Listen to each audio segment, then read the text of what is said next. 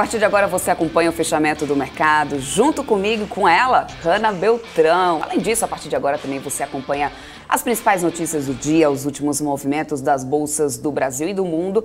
Além, claro, de um bate-papo que hoje vai ser com o Albert Takahashi, que é sócio e assessor de investimentos da Rentável Investimentos, e também o Caio Ventura, que é analista de real estate da Guide Investimentos. Mas antes, eu quero dar uma ótima tarde para o pessoal do chat, para ela também, para a Hanna, que vai me ajudar já a falar com vocês aqui, já dando um alô para todo mundo que está aqui assistindo a gente, né, Hanna? Pois reforçando aquela nossa meta desde manhã, não estou esquecida, estou de olho em quem está aqui. Inclusive, vocês todos já compartilharam a nossa programação hoje, convidaram mais alguém para conhecer a BM News? Pois é, a gente está desde o comecinho dessa manhã, né, Débora? Primeiramente, muito boa tarde para você, boa tarde a todos que estão nos acompanhando. A gente está desde cedinho lá do BMC News, pedindo aí para o pessoal compartilhar, para que mais informação de qualidade chegue no maior número de pessoas e para a gente também bater a nossa meta, porque aqui na BMC, gente, missão dada é missão cumprida, hein? Então pois a gente tem que é. finalizar aí o plantão de Ano Novo com, né, esses 40 mil inscritos aí no nosso Hoje de canal, manhã né? eu estava dizendo pro pessoal, viu, Hanna, eu fiz, ó, se todo mundo que está aqui compartilhar com pelo menos mais uma pessoinha, convidando só mais uma pessoa, já vai dar no finalzinho das contas, Pois né, é. a nossa meta. Então, estou contando com vocês aqui para isso. Boa tarde, Helder. Eu estou aqui dando boa tarde pra gente. Candidato a ministro também, que já estava aqui desde ontem, está aqui hoje também. Criptopobre, olha, vocês são demais, vocês têm, assim, uma ótima... Adilson, você não mandou parabéns para mim de manhã. Seu aniversário, Adilson, parabéns para você. Me perdoe, então, se eu não conseguir mandar parabéns para você hoje pela manhã, então erro já prontamente corrigido, falha minha, me desculpe, então meus parabéns. Felicidades para você também, aí nesse Adilson. novo ciclo, 39 aninhos. Né, pula essa parte da idade, o que importa realmente, né, ser feliz, o que importa é aproveitar essa vida com muita intensidade. Então, aproveita, hein? Felicidades, viu, Adilson? Olha só, finalzinho de ano, já fazendo aniversário, já é a grande oportunidade de encerrar e começar um novo ciclo, né? Final de ano sempre dá aquela sensação de renovação, né? Então, olha isso. Parabéns, Adilson, desculpa. Parabéns de novo, reforçando. Não fica com raiva de mim, por favor. Tá aqui já, ó, registrado para você. Atílio, boa tarde para você também. José Walter que tá aqui, boa tarde para você, José Walter. Que legal, gente. Olha só, a gente vai ter muito papo por aqui hoje. A gente vai ter também as últimas notícias do mercado, mas antes disso, Hanna, deixa eu só atualizar o pessoal aí com o nosso telão do Profit Pro da Nelógica, de como que a gente está com esse mercado aqui agora. O Ibovespa que segue numa queda de 0,72%. A gente perdeu os 105 mil pontos ainda no período da manhã, já viramos aqui para tarde com o Ibovespa em queda. A movimentação da Vale, setor de mineração, vem com queda depois da cotação negativa do minério de ferro lá na Ásia hoje. E aí a gente tem hoje o Ibovespa caindo, porém Petrobras estava ajudando bastante ainda a conseguir manter nesse patamar do Ibovespa para não ter queda maior. Então vamos primeiro dar uma olhada aqui no nosso mapa de calor do Profit Pro da Nelógica, que continua aqui nas quedas ainda. Mais ou menos o que a gente vê no cenário da manhã, Açaí liderando quedas ali com 4,25% de queda, depois a gente tem a Pivida 3,64% de queda, a Intermédica 3,89% de queda, trazendo aí os papéis do setor de saúde. Aí vem BPAC 11, que também está numa queda aqui hoje, Banco Inter, ó, BID 11 também está caindo, e BID 4 também nas quedas de hoje ali. E setor de tecnologia e varejo, ou seja, varejo, tecnologia e saúde performando aí, liderando nas quedas do dia. Olhando aqui para o cenário positivo, é Cielo, que vem liderando altas desde mais cedo. A gente teve aí o índice Cielo sendo divulgado hoje, né, pela manhã, já fazendo a prospecção aí de vendas do varejo. No final das contas, a gente tem em Cielo, depois disso, né, mais de 5% de alta aqui agora nesse momento. CVC virou para subir, tá? CVC que vinha caindo hoje, o setor de aéreas e turismo vinha caindo, mas depois que os Estados Unidos acabou de decidir pela derrubada aí foi aquele veto que tinha sido dado, né, para as pessoas que vinham da África do Sul, estava proibido por causa das restrições, né, para tentar impedir um pouco a disseminação da nova variante Ômicron do coronavírus. Então, o Biden hoje, né, já liberou novamente aí o trânsito desses passageiros, e aí a gente tem o setor de aéreas e turismo virando aqui para o cenário positivo. CVC subindo 2,76%, Azul subindo também aqui, ó, 0,78%. Daqui a pouco a gente deve começar a ver a Gol aparecendo por aqui também, acompanhando esse bloco aqui de altas. BR Malls, durante muito tempo aqui, durante a manhã, conseguiu ainda também performar, aparecer nas altas, tá, gente? Com mais de 2% de alta aí, resultado... isso vindo puxando aí devido à divulgação de bons números, por isso que BR Malls veio subindo. Para o volume de negociação, vou colocar aqui pelo volume só para a gente entender, que é realmente a Vale que está puxando um pouco mais esse Bovespa aí para queda, e Petrobras ainda está conseguindo segurar, impedindo que a queda não seja maior. Lembrando que a gente teve cotação positiva do petróleo hoje, desde o início da manhã. Bom, é esse o cenário que a gente tem por enquanto, a gente vai ficar acompanhando por aqui, mas vamos começar o nosso giro de notícias falando sobre a Petrobras e a Vibra Energia, que vão iniciar, né, no próximo mês, testes com o chamado diesel R5, e que terá na sua composição 5% de conteúdo renovável, como o óleo de soja, que é produzido na Repar, a refinaria do presidente Getúlio Vargas. A Hanna aqui vai trazer mais detalhes para a gente.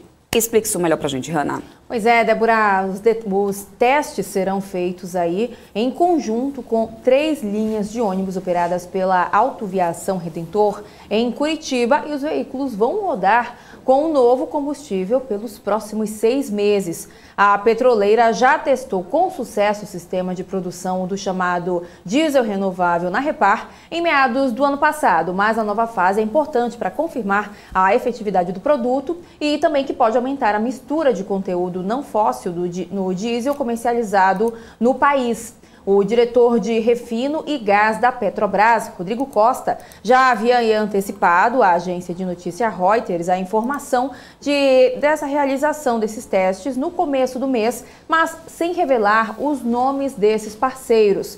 No início para iniciar o uso comercial do diesel R5, a Petrobras pleiteia junto ao governo que o produto seja incluído nos mandatos de mistura obrigatória ao diesel fóssil vendido nos postos. O novo diesel R5 terá 5% de conteúdo renovável e, após a adição obrigatória de 10% de biodiesel éster, o produto final terá 15% de conteúdo renovável. E o novo combustível, então, deve ajudar na redução das emissões e também no desempenho dos veículos. Débora?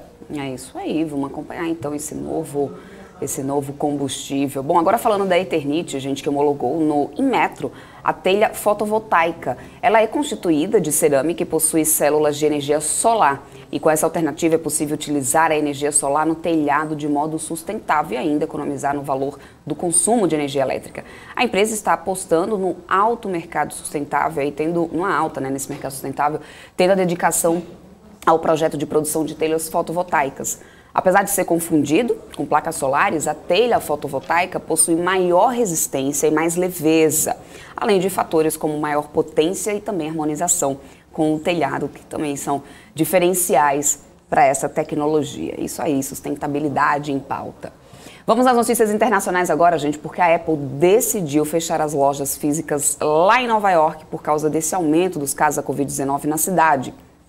Mas quem fizer o pedido online vai poder conseguir pegar o produto do lado de fora dessas lojas. Vamos com a Giovanna Locatelli, que vai contar pra gente como que fica agora o volume de vendas da Apple. Giovanna. Sim, restringir o acesso do cliente a uma loja física sempre gera uma retração de venda, né? Até porque a experiência de circular presencialmente em uma loja física sempre acaba dando um impulsionamento de vendas. A decisão do fechamento das lojas segue um pico nos casos de Covid-19 por causa da variação rápida do Omicron. Não se sabe quanto tempo as unidades permanecerão fechadas. A mudança que afeta 11 lojas em Manhattan, Brooklyn, Bronx e Staten Island não é um fechamento completo de lojas como a empresa fez no passado para desacelerar a disseminação do vírus. A gente recorda que no início de 2020, a Apple fechou todas as suas lojas nos Estados Unidos por causa da pandemia. Após a reabertura, a empresa, na época, implementou áreas de saneamento designadas para os clientes e pediu aos funcionários que usassem máscaras. No início deste mês, a Apple fechou temporariamente lojas também em Miami, Ottawa, Ontário, Anápolis, Maryland, também devido ao aumento de casos. E claro, a gente acompanha todo esse movimento e os reflexos disso nos números da empresa. Giovanna Locatelli, dos Estados Unidos, para a BMC News. Voltando agora para o Brasil, né, falando agora sobre as notícias do Brasil. As vendas do varejo no Natal cresceram 11,1% em relação ao mesmo período do ano passado. Pelo menos foi o que mostrou o índice Cielo do varejo ampliado, né, Hanna? Pois é, Débora, isso mesmo. O crescimento, segundo a Cielo, foi impulsionado pelo varejo online, que avançou 38,6%, enquanto nas lojas físicas houve um crescimento de apenas 8,8%. O relatório vem após a divulgação de números no final de novembro pela companhia sobre o varejo nacional no período da Black Friday. Na ocasião, o indicador ICVA apurou uma alta de 6,9% nas vendas no período da Black Friday sobre um ano antes. Mas na comparação com 2019, período aí antes da pandemia, o faturamento recuou 3,8%. O período de apuração das vendas de Natal foi entre os dias 19 e 25 de dezembro. E para a Cielo, o faturamento no varejo online no Natal foi puxado principalmente pelas vendas no setor de turismo e transporte. Sem esse setor, o e-commerce teria um crescimento de 23,2%, Débora. Maravilha. Bom, falando agora das estratégias, de estrategistas, né, de ações do mercado que estão vendo um espaço para a recuperação da Bolsa Brasileira em 2022. Mas, para isso, o caminho, segundo eles, será longo e bem turbulento. O Ibovespa está caminhando para a primeira queda anual desde 2015, se destacando como um dos índices acionários com pior desempenho ao redor do mundo nesse ano. Analistas consultados pela Bloomberg projetam um ganho médio de cerca de 20% para o mercado no próximo ano. Na lista que deve acionar a volatilidade no ano que vem, né, estão aí os juros altos, o crescimento mais fraco e também uma eleição, né, que tem deixado desde já os investidores apreensivos. Para o chefe do time de estratégia cross-asset de mercados emergentes do Goldman Sachs em Nova York, apesar do espaço para crescimento, o cenário de médio prazo do Brasil é mais desafiador devido à falta de uma reforma tangível. Por isso, a expectativa de uma média de 10 estrategistas até então é de que o Ibovespa encerre 2022 em 127 mil pontos. Vamos falar agora um pouco de política, gente, porque o ministro da Economia, o Paulo Guedes, fez uma menção à tragédia de Brumadinho para poder falar sobre o reajuste para servidores federais. O que exatamente o ministro quis dizer com isso, Hanna? Pois é, Débora, o que Guedes quis dizer aí, ele quis dar um alerta em um texto, né, enviado anteontem ao presidente Jair Bolsonaro aos colegas da esplanada dos ministérios e para integrantes também de sua equipe, mencionando o risco que terá para a economia do Brasil e se houver aí reajustes salariais em todas as categorias de servidores federais. Nesse mesmo texto, Guedes prega como solução a reestruturação das carreiras federais, dizendo que seria melhor ainda se fosse dentro de uma reforma administrativa. O ministro afirmou que a reforma cortaria 30 bilhões de reais por ano e assim que se poderia aumentar 10% dos salários do funcionalismo, justamente aí após a reforma. Nesse momento que Guedes aí comparou com um eventual reajuste à tragédia de Brumadinho, dizendo que, abre aspas, temos que ficar firmes. Sem isso, é Brumadinho, pequenos vazamentos sucessivos até explodir barragem e morrerem todos na lama. Fecha aspas, Débora. É isso aí, comparação muito forte, né? Bom, o presidente do STJ, o ministro Humberto Martins, negou os pedidos que estavam buscando suspender os decretos que instituíram o passaporte da vacina, o mecanismo que estabelece que apenas pessoas totalmente vacinadas contra a Covid-19 podem ter acesso a órgãos da administração pública e também estabelecimentos privados nos estados do Ceará, Pará e no Distrito Federal. Martins analisou nessa semana 3 habeas corpus sobre a questão, né, onde os autores dos HCs alegaram, né, que estavam sendo submetidos a constrangimento ilegal por suposta violação à liberdade de locomoção devido aos decretos estaduais que barram o acesso de pessoas não vacinadas ao serviço. Portanto, nesses estados continuará então a obrigatoriedade do passaporte da vacina. Bom, e vamos dar aqui mais um oi pro pessoal do chat, Hanna. Vamos lá, conversar aqui com quem tá com a gente aqui no nosso chat. Quem já deixou like, quem já compartilhou também no grupo da família, dos amigos, do pessoal do trabalho, do pessoal que está viajando, né? O link aqui da nossa programação. Deixa eu começar aqui pelo Helder, que está aqui falando bastante, está falando da Camil, que está fazendo expansão aí de seus negócios. Tem o José Oliveira também, está perguntando aqui por que a Camil está subindo tanto hoje. O Rui das Neves já deixando boa tarde, Débora, boa tarde, Hanna. Tem também o Mano Trader B3 Oficial, a Rita Fernandes, o Adilson Lima Gonçalves, o José Walter da Silva. Será que eu já falei o nome dele? Não, não falei não. Tem o José Oliveira aqui embaixo. Quem mais está por aqui? O Criptopobre, o candidato a ministro, todos bem-vindos, né? Nomes, os melhores nomes aí de telespectadores, só aqui, né, na nossa programação da BMC News. Quem mais está por aqui? O G. Silva, o José Vanderlei Franco, também o Paulo César está por aqui, não vou nem ler esse nome aqui porque eu tô com medo de cair em pegadinha, mas tá aí, ficou aí no... Uma ótima tarde para todos que estão aqui com a gente. Uma ótima tarde a todos que estão por aqui.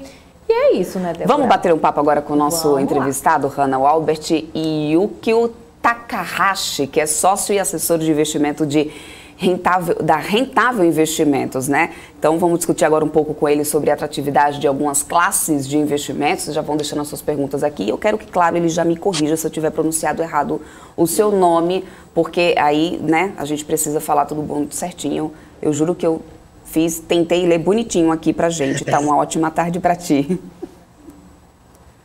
Olá, boa tarde a todos. Obrigado pelo convite aí. Acho que vai ser bem produtivo o papo. É um nome bem difícil, na verdade, né? Ser pronunciado, mas acho que deu certo. Sim. Deu certo? É isso mesmo que eu falei? Ah, então tá ótimo. É isso mesmo que eu Takahashi, então tá. Então acertei, Albert, então ótimo. Então vamos lá, começar falando sobre a estratégia de investimentos aí para o atual momento do mercado brasileiro, né? A gente acredita que pode ter boas oportunidades no ano que vem, mas eu queria entender como que você vê isso para ativos de renda variável, como ações e FIIs, por exemplo, né? Ou você acha que seria mais interessante buscar mercados mais estáveis lá fora, né? Diante do cenário que a gente tem local? Bom, lá na Rentável, né, só explicando aqui inicialmente, eu faço mais o trabalho de assessoria com foco em alocação, né? Por regulação a gente não pode ir muito focado na parte de sugestões, por assim dizer, né? Opa, vocês estão me ouvindo? Tô te ouvindo, sim, fica tranquilo. Não, fica tranquilo, se a imagem da gente some é porque fica só você na imagem, mas a gente está aqui. Perfeito, como é a primeira vez, né, a gente tem que acostumar um pouco, mas... Então, o que acontece, né? A gente sempre passa para o investidor que, em qualquer cenário, a gente deveria fazer um plano estratégico, né, na montagem da carteira dele do portfólio. E aí você vai englobar desde renda variável doméstico, né, que são ações brasileiras, né, podem ser fundos de ações, e também pode ter investimento no exterior como uma forma de diversificação, né, que é o que a gente fala. Então, a gente tenta montar muito uma estratégia para longos prazos, né? O que é o longo prazo, né? Muitas vezes a gente fala para o investidor para investir no longo prazo, ele fala, tá, pode ser um longo prazo e o longo prazo para mim é 6 meses, né? Só que não funciona bem assim. A gente sabe que o longo prazo, na verdade, normalmente começa a partir dos 4, 5 anos. Porém, estamos no Brasil, então é muito importante a gente fazer também algumas mudanças táticas no meio do caminho, que aí sim vão ser aqueles movimentos mais de curto prazo, né? Entre 1 ano, 2 anos, podendo chegar no 3º ano, dependendo de como o mercado está, né? Então, dito isso, é super importante nesse momento, né, um momento pré-eleitoral, um momento no Brasil onde a gente tem algumas questões fiscais muito importantes e um pouco até complexas, vamos dizer assim, a gente utilizar esses movimentos mais táticos, que podem incluir, sim, ativos no exterior, né, lastreado, por exemplo, ativos lastreados em moedas mais fortes, né, como o dólar, por exemplo, e também dentro do próprio Brasil, né, porque o cenário aqui está um pouco incerto, porém temos a tal da renda fixa, né, que estava morta no começo do ano, que é 2%, mas que agora tem diversas oportunidades, né? Então a gente acha que, no geral, fazer um portfólio bem diversificado, com várias classes de ativos, cada um com uma função para o longo prazo, mas também fazer alguns movimentos mais táticos, né? Como, por exemplo, utilizar os títulos públicos fazendo gestão ativa, por exemplo, pode ser um momento interessante, né? O juro futuro já está numa alta interessante nos últimos meses, ou até renda fixa de crédito privado mesmo, né? De emissões bancárias, por exemplo, com um período mais curto e médio. Uhum.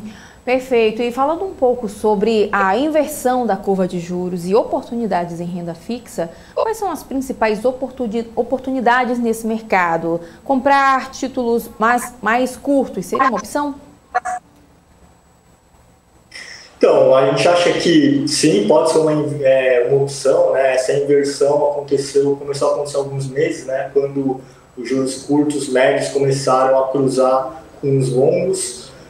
Mas quando a gente fala de portfólio de investimentos, na verdade, a gente nunca sabe na real o que está acontecendo, o que vai acontecer, né? Se a gente pega, por exemplo, esse ano, o relatório Focus, o que deu o PIB, o que era para ser a Selic, o IPCA, o câmbio, até de uma forma engraçada, acertamos mais o câmbio, pode-se assim dizer, que é a parte mais normalmente que pega todo mundo, né?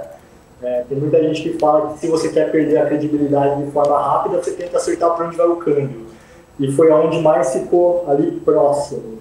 Então, já visto isso, pode ser interessante sim pegar algumas posições um pouco mais curtas e médias e também as longas, porque quando a gente está falando de um portfólio diversificado, a gente não vai acertar na mosca sempre. Inclusive, é muito difícil tentar acertar na mosca. Então, se a gente diversifica vários pontos da curva, né, os vértices, a gente acha que para o investidor fazendo uma estratégia de longo prazo, né, e você fazendo essas mudanças táticas, que pode sim ser alguma coisa mais curta ou média, a gente acha interessante mesclar. E isso, como eu falei, né, faz parte de um plano maior. A gente deu estratégia, faz umas mudanças táticas que podem acontecer em 1 ano, 2 anos, e se isso acontecer, a gente consegue sair desses títulos na liquidez, né, no caso a gente está falando de títulos públicos, e enxergar melhor quais são as oportunidades que o mercado está dando. Né? Uhum.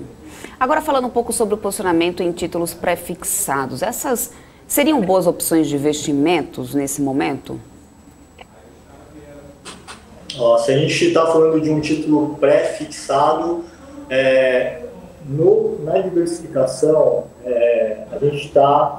a gente sempre, como eu falei, né, a gente tenta montar uma carteira que tenha todas as classes de ativos. O que a gente vai fazer, no momento que a gente enxerga que, por exemplo, a Selic está numa subida, né, com previsão de fechar 11,5%, lembrando que estamos a 9,25%, idealmente a gente pode diminuir um pouco a exposição nos prés, né, nos prés fixados, exatamente para tentar evitar até uma subida não precificada, porque vai saber, né, se vai parar em 11,5% até o final do ano que vem, a gente nunca sabe, mas pode ser interessante sim, diminuir a alocação, mas para manter ali, caso também aconteça o que a inversão da curva tem mostrado um pouco, né, que as expectativas futuras já estão ficando um pouco, já estão diminuindo, então significa que aparentemente, né, a gente vê também o último IPCA bem um pouquinho abaixo, pode ser o início de um momento de estabilização, mas, como eu sempre digo, né, a gente nunca sabe, a gente tem algumas ideias, mas acho que é parte importante de um portfólio, sim, você ter na parte de renda fixa, tanto pré, quanto pós, quanto indexados à inflação mais uma taxa pré, simplesmente porque todas elas devem ter o seu papel, né? Então você simplesmente faz um rebalanceamento dos percentuais. Então é isso que a gente busca fazer quando a gente fala em portfólio para os clientes, né? Principalmente em momentos de turbulência. E falando também sobre a alocação de ativos reais e também ativos alternativos, né, qual seria a melhor opção para fugir das incertezas sobre o mercado acionário, principalmente, né, em ano de eleição e que também o que é que teremos também agora para 2022? Para 2022 é o que a gente vem falando para todos os clientes, né? Provavelmente é um ano tão desafiador quanto foi o ano passado, né, depois que veio a pandemia. e como foi esse ano e tem sido este ano, até porque a gente tem ali o gatilho eleitoral, né? Isso por si só traz muita volatilidade, porque nunca se sabe ao certo quem que vai ganhar as eleições, enfim, e a gente sabe que quando se aproxima cada vez mais perto, quando vai chegando, a gente começa a ter uma ideia cada vez melhor. Então, hoje a gente tem bastante pesquisa e tudo mais, mas na realidade talvez fique um pouco mais claro chegando mais perto, né? Então, ativos alternativos também, a gente acha que é super interessante, só que depende muito da classe dos ativos, né? Tem se falado muito, por exemplo, no ativo alternativo meio que novo, mas não tão novo, né? Que tem entrado bastante em voga, que são os criptoativos, né? Inclusive tem bastante fundos já que conseguem fazer isso de uma forma mais regulada para o investidor, mas que também embutem um risco adicional, porque a oscilação, né, o nível de variação de preço desses ativos é muito mais alto, por exemplo, do que a nossa renda variável, né, a Bolsa Brasileira, por exemplo. Então, e também, né, não é um mercado ainda totalmente consolidado, embora seja um mercado que não possa ser ignorado, mas, né? É um mercado, por exemplo, que tem muito mais investidores no Brasil em criptoativos do que na própria B3, por exemplo. Então, a gente não pode ignorar isso, tem que trazer bastante educação financeira. O que a gente diz é que o mais importante é você manter os percentuais corretos de cada classe, né? E essa classe que é o criptoativo, uma coisa que a gente sempre fala bastante é assim, o quanto o investidor está disposto a perder que para ele não faria falta ou que não atrapalharia, por exemplo, a renda familiar dele ou nada disso se desse muito errado, né? Se, por exemplo, esse mercado que é muito promissor não vingasse, né? Então, mas de qualquer forma, super interessante também, né? E como alternativos, a gente não tem apenas os criptoativos, né? A gente tem diversas ETFs, né? Que são aqueles fundos de índices, né? Como o pessoal conhece bastante o BOVA11, né? Que replica o Ibovespa, mas hoje, por exemplo, a gente tem acesso a bastante fundos como de tecnologia digital focada em farmacêuticas, saneamento, né, bolsa chinesa, enfim, você tem diversos tipos de ativos alternativos que você pode diversificar e montar diversos bloquinhos em percentuais menores dentro do seu portfólio, obviamente observando qual o perfil de risco de cada cliente e o quanto ele está disposto a assumir de risco, né? Não é uma coisa tão fácil de você montar e de você entender.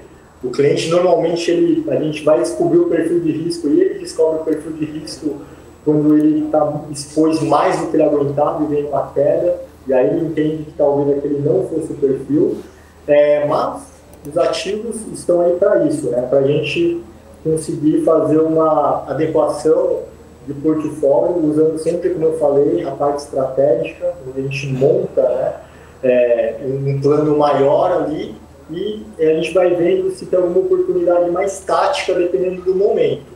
Mas os ativos alternativos estão, cada dia surge mais coisas interessantes, coisas novas, e deveriam sim fazer parte do portfólio de qualquer investidor, na nossa visão, né? Não só como a diversificação em si, mas também para que ele aprenda um pouquinho mais sobre ativos, um pouco mais até de educação financeira, né? Então a gente acha que é muito válido fazer esse tipo de combinação, né? Uhum. Agora, deixa eu trazer só uma pergunta para você daqui do pessoal do nosso chat, inclusive. Tem aqui o Dácio Nunciatelli, o nome dele. Ele está pedindo para poder falar um pouco mais sobre a tendência do Tesouro Direto. Eu não sei se eu entendi muito bem a pergunta, mas eu imagino que seja um novo título que está sendo divulgado, né?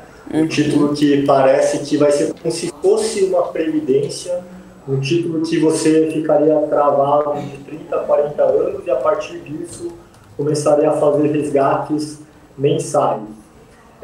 Eu vou ser sincero que eu não fui muito a fundo nesse título ainda, eu nem sei se tem informação, para falar a verdade, porque é algo que está sendo estudado, Se for sobre essa tendência, se ele quis dizer isso, eu não sei, porque o Tesouro Direto nada mais é do que uma ferramenta para o investidor pessoa física entrar diretamente em títulos públicos. E você tem alguns tipos de títulos públicos, né? Você tem o pós-fixado, que é o Tesouro Selic, né? Que todo mundo conhece.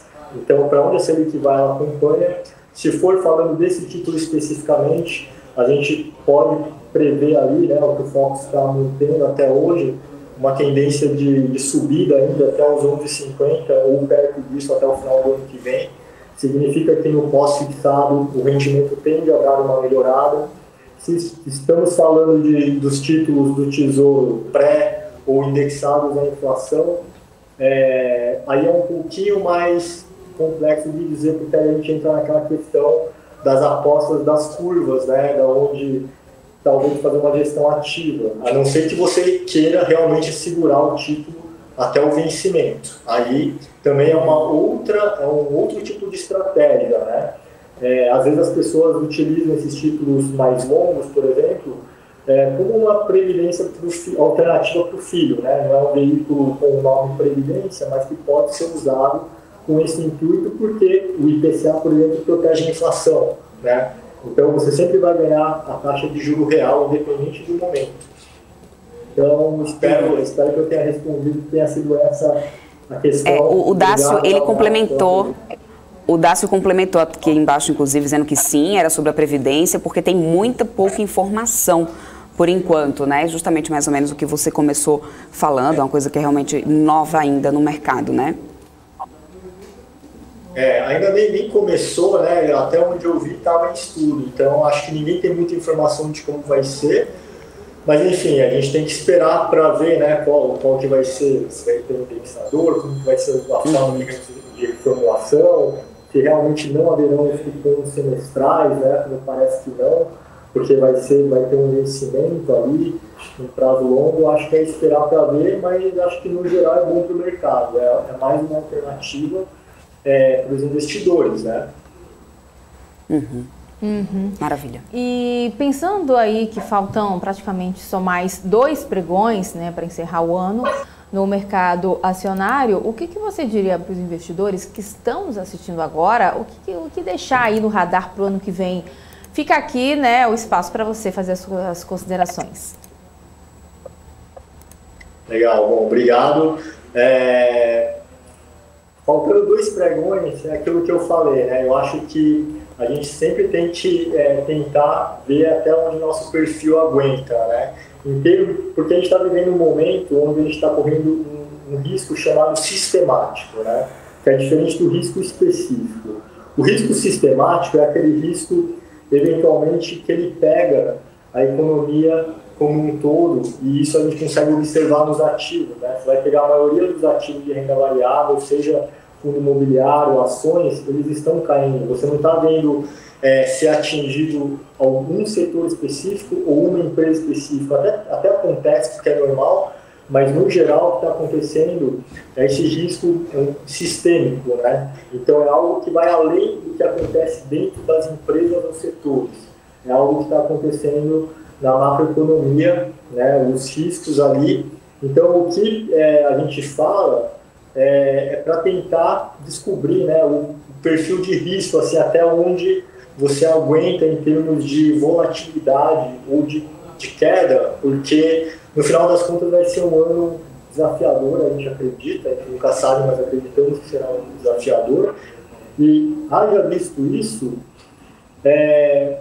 a diversificação em si, né? A gente não sabe qual setor que vai se sair melhor ou antes ou não. Então é muito difícil de você fazer um apontamento aqui, né? Então o que eu posso dizer para os investidores é para que acompanhem, ou se tiver dando muita dor de estômago, talvez até deixar de acompanhar por um tempo, até passar as eleições, quem sabe, acompanhar mais a parte de renda fixa, porque o investimento ele tem que ser algo também que não te causa estresse, né? O investimento, quando a gente fala, tem que ser algo que vá ser um subsídio para te ajudar com seus objetivos futuros. E ele não pode te gerar estresse no meio do caminho, ou não deveria.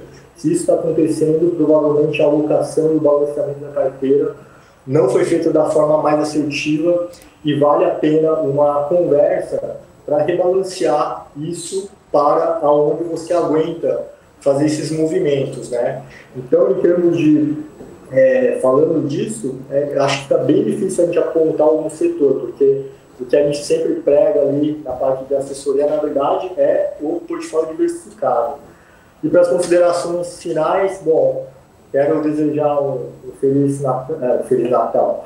Um feliz ano novo para todos. Feliz ano novo. Mas, Albert, antes de você fazer as suas considerações finais, tem duas perguntas aqui que a gente acabou deixando passar no nosso chat, que eu acho que seria interessante se você puder comentar, claro, se você acompanhar o setor, que é o Fábio Cato. O Fábio está perguntando assim, qual que é a sua opinião em relação a commodities, como o minério de ferro, por exemplo, impactando o papel de Vale, assim, então no curto prazo, ou seja, qual que é a tua opinião em relação a esse setor de commodities que a gente realmente tem visto, tem acompanhado uma certa volatilidade, principalmente porque se fica sempre atrelada a essa questão da cotação do minério, né? E isso acaba sempre impactando aqui diretamente o setor.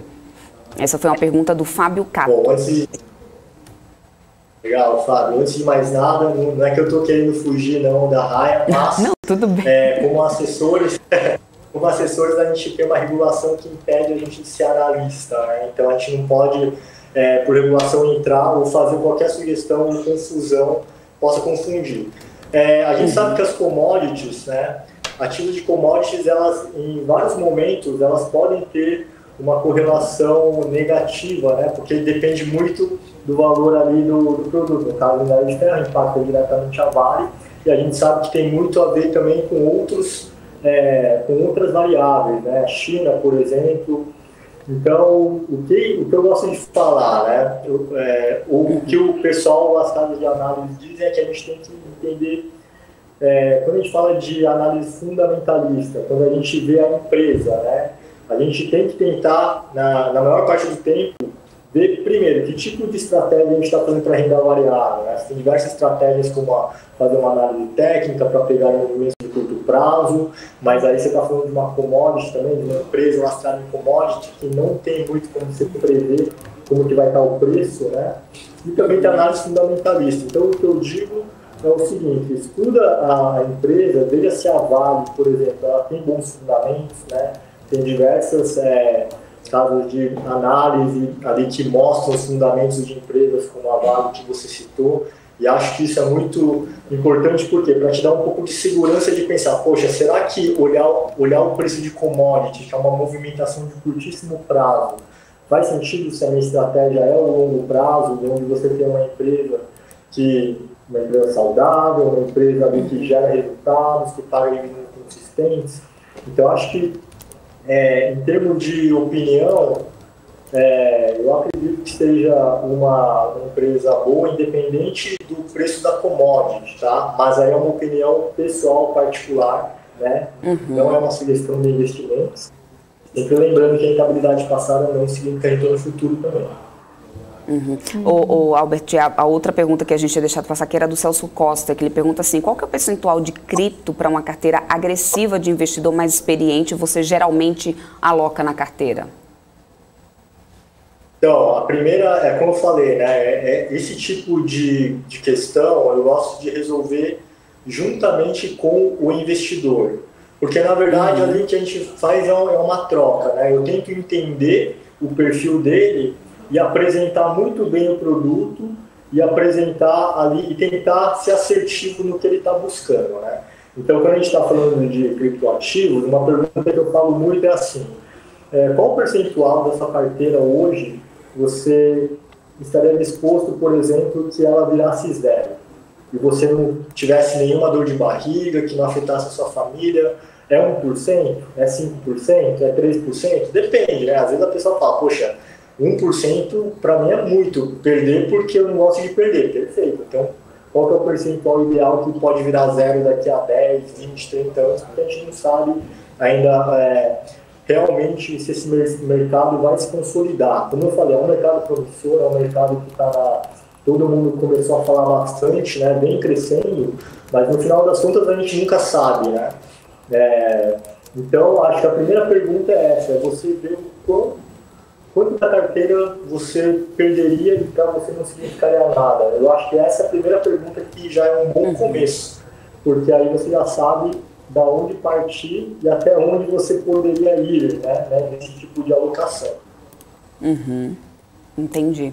E small caps aí seria uma boa oportunidade também para poder, no final das contas, tentar já que a gente vê a bolsa em vários momentos de volatilidade, como a gente tem visto, né? Então tem dias que alguns papéis ali dão uma disparada e às vezes para quem opera aí no curto prazo, papéis que sejam aí de uma valorização maior, pode ser uma oportunidade. Em compensação, um risco muito maior? Como trazer isso para o investidor que está buscando, está em busca de papéis que tenham aí uma valorização, né, que agregue um pouco mais à carteira?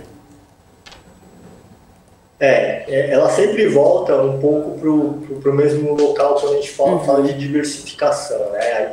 O investidor tem que entender muito bem os percentuais, e quando a gente está falando, por exemplo, a gente poderia pegar uma carteira um pouco mais agressiva e que o investidor falasse o seguinte: a minha carteira ela é agressiva e eu topo correr um risco de colocar 40% do que eu tenho em ativos de renda variável, por exemplo. Então, dentro desses 40%, você vai ter ativos mais agressivos, que pode ter aquele 1% ali, como eu falei, se for o caso, né, do investidor, se for muito bem balizado, investimentos alternativos, pode ter criptomoeda, né, pode ter vários tipos de ativos de ETFs que são um pouco mais arriscados, e você pode ter dentro dele, por exemplo, ficando aqui uma carteira que seja de 10% a 15% em renda variável, ações, né? E aí desses 10% você tem que falar, ok, eu sei que small caps são aquelas empresas um pouco menores, mas são empresas que também, por serem um pouco mais arriscadas, têm uma chance de retorno maior no momento em que há um desconto maior também, né? A nossa bolsa vem caindo bastante. Mas quanto por cento desses 10% que vai ser só ações, eu estou disposto a alocar nisso, né? É 50% desses 10%? Ou não, poxa, é muito, né? Porque eu também quero fazer uma caracterização de dividendos ali dentro. Então, ele vai muito da questão de alinhar muito bem cada nível de risco e o que pode acontecer com a carteira, para depois a gente passar para o nível de alocação, né? Então, o que eu falo, tem que tentar entender um pouco do contexto, um pouco mais macro de cada investidor, para poder estabelecer ali algumas estratégias, qual que é o momento que a gente está, e a partir disso ir cruzando tudo. E aí a gente vai montando esse portfólio, porque cada investidor, não adianta eu chegar e falar assim, 5% de small caps, mas para um investidor agressivo, por exemplo, mas às vezes o investidor é mais agressivo que o outro, né? E por aí vai. Então não é uma questão muito, muito simples no final do dia fazer esse tipo de alocação, né? Maravilha. Agora sim eu deixo aqui o espaço, viu, para poder você fazer, Albert, as suas considerações finais para os investidores, como a gente vem falando aqui desde ontem, né? A gente está na semana mais curta, a última semana de 2021, né? O Ibovespa já vem meio de lado desde a semana passada, acho que muito mais esperando essa virada do ano, acho que para poder ver se alguma coisa dá uma engatada. Tem eleições no ano que vem, isso promete aí muita volatilidade, já a gente sabe disso, então deixa aí as suas considerações finais para quem está nos assistindo, né, para que os investidores possam deixar aí tudo já anotadinho no radar.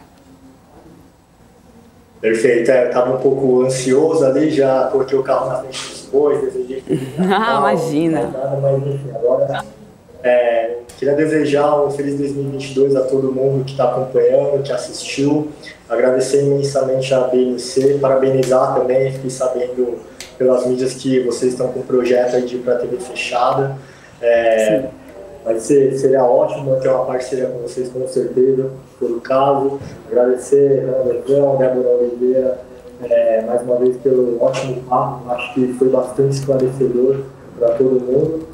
E, bom, acho que é isso. Agora vamos curtir um pouquinho, vamos desejar muita paz, saúde, principalmente para todo mundo, e que 2022 seja um ano bem melhor do que foi 2021. Obrigado. Hora de fechar o home broker e aproveitar agora, né? Somente isso, Albert. Obrigada, viu? Até mais, até a próxima. Obrigada a você pela sua participação. Tchau, tchau. E é isso aí, vamos seguindo por aqui, Hanna. Vamos lá, continuar aqui olhando aqui para o nosso mapa de calor do Profit Pro da Nelogica. São 5 horas da tarde, falta uma horinha para a gente terminar aqui esse pregão de terça-feira. E aí, no final das contas, a gente tem aí o Bovespa ainda nessa queda de 0,79%. Parece que mais colocaram um preguinho aqui, viu, Hanna? Não muda não, 0,79% aí. Parado, né? Durante a parte do dia. 4.723 pontos. Esse Bovespa segue aí fechando o dia no negativo, para fechar o dia no negativo, né? E se continuar nesse patamar aí, nesse andamento, a gente deve ver o Bovespa fechando mais um mês no negativo, né? Sem quebrar o jejum. Né? Seria, então, acho que o 6º mês consecutivo, me corrijam aqui o pessoal do chat que sempre está de olho aqui no que a gente está falando, se eu não perdi as contas, eu acho que seria o 6º mês consecutivo de Bovespa em queda, se eu não estou perdendo as contas. O dólar está subindo 0,15%, o dólar futuro cotado a 5,64, daqui a pouco eu atualizo para vocês o dólar à vista. Mas falando de commodities, a gente tem aí a cotação ainda positiva para as commodities, o petróleo Brent e WTI também caminhando para o final do dia para uma alta. A gente tem o Brent numa alta de 0,54%, barril a 78,64, e o WTI uma alta de 0,49%, com barril cotado a 75,94 nesse momento. Lembrando que quanto a minério de ferro, a gente teve uma cotação negativa lá fora. Lá na China isso está pesando aqui negativamente para o cenário local. Nas bolsas internacionais, Estados Unidos, Dow Jones está aí numa alta de 0,34% agora, mas S&P 500 futuro está praticamente no 0 a 0, mas ainda num sinal negativo, 0,08%, e Nasdaq caindo 0,5%.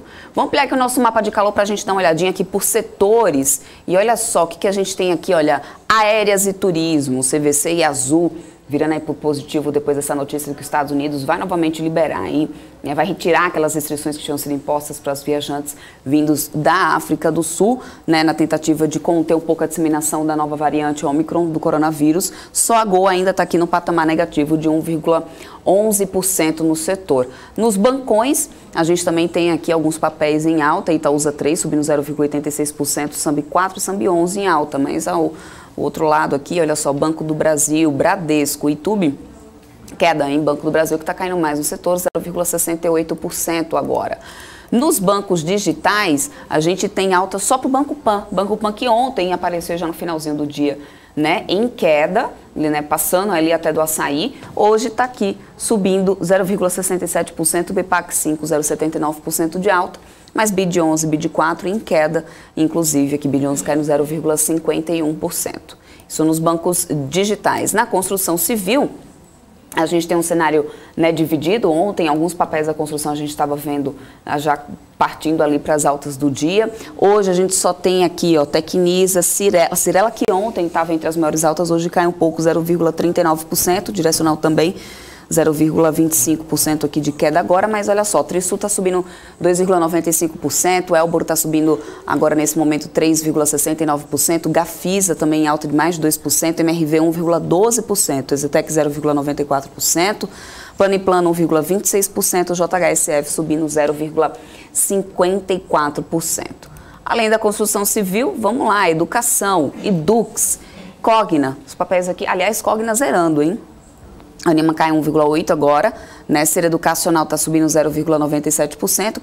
A gente tem também aqui Cruzeiro do Sul 0,41% e Dux 3,44% de alta. E Cogna ainda aqui está se mantendo no sinal positivo, mas quase virando para uma queda aqui, ó, tá 0 a 0, está quase virando aí para queda nesse momento. Educação, vamos lá para farmácias agora, a gente que falou sobre Pague Menos hoje aqui no início da nossa programação, né, Hanna? Analista gráfico que estava aqui, a gente trouxe aqui uma avaliação, o pessoal estava pedindo para a gente dar uma olhada em Pague Menos, está aqui Pague Menos hoje subindo 2,31%, depois a gente tem Panvel subindo 2,18%, ainda tem aí Hidrogasil subindo caindo 1,91%, já nas quedas, né? Blau Farmacêutica com menos 2% de queda, Demil aí caindo 0,44% de queda agora.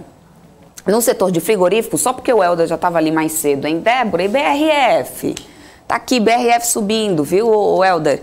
1,62% agora para a BRF, que está subindo, né? A última cotação agora aqui do papel, R$ 22,59. A gente que abriu aí nos 22,07 no mês. BRF está acumulando alta de 14,38%, deixando o Helder sorrindo para todo mundo.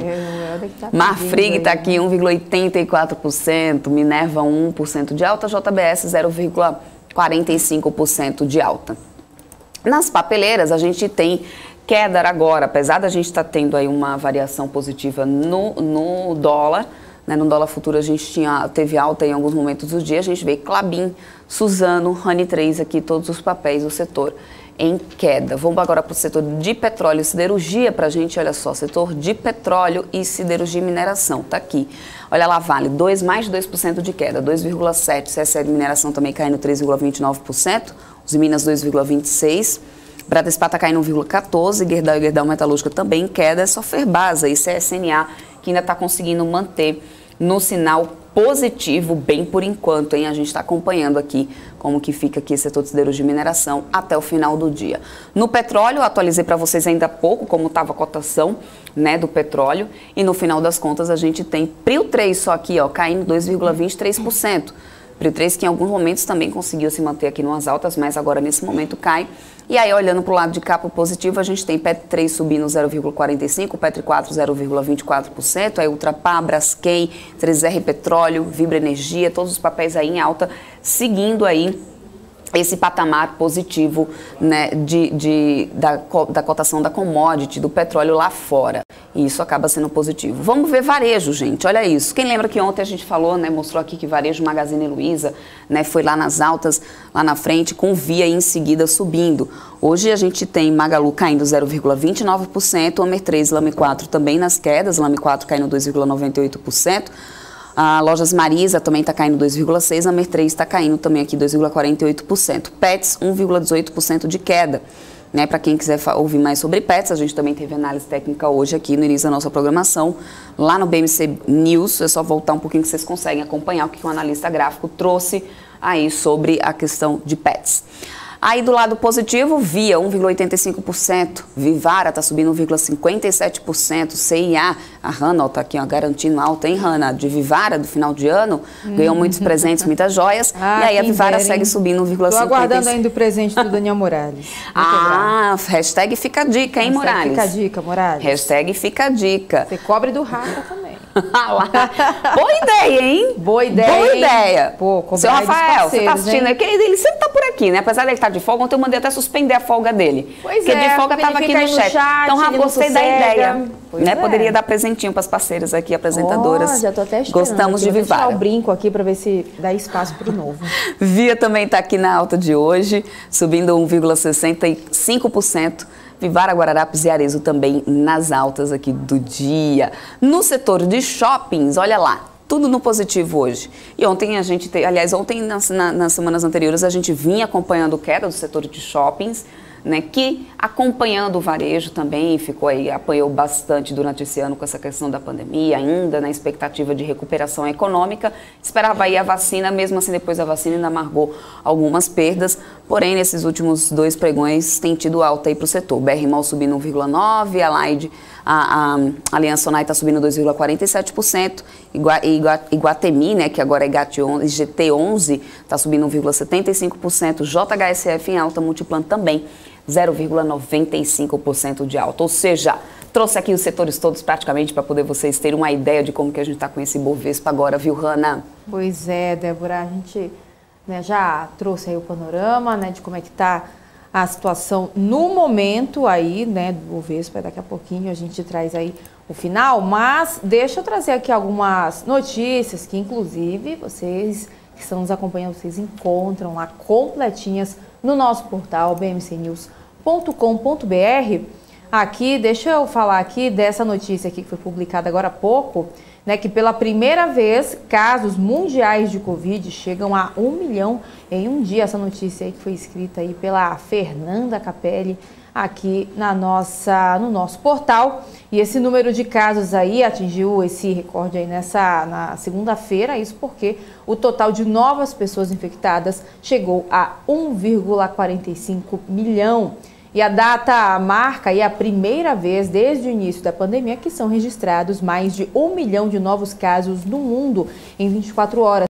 E os dados são da plataforma de dados aí que reúne todos os dados globais a respeito da pandemia de Covid-19. Vale ressaltar também que o recorde anterior havia sido registrado no dia 23 de abril desse ano, quando os novos casos da doença chegaram a 904 mil em apenas um dia. Naquela altura, o mundo vivia aí uma expansão da variante Delta, né? A gente, né, falou bastante sobre isso aqui, na nova variante Delta aí do coronavírus, e ainda havia avançado aí um pouco na vacinação contra a Covid-19 nessa mesma época.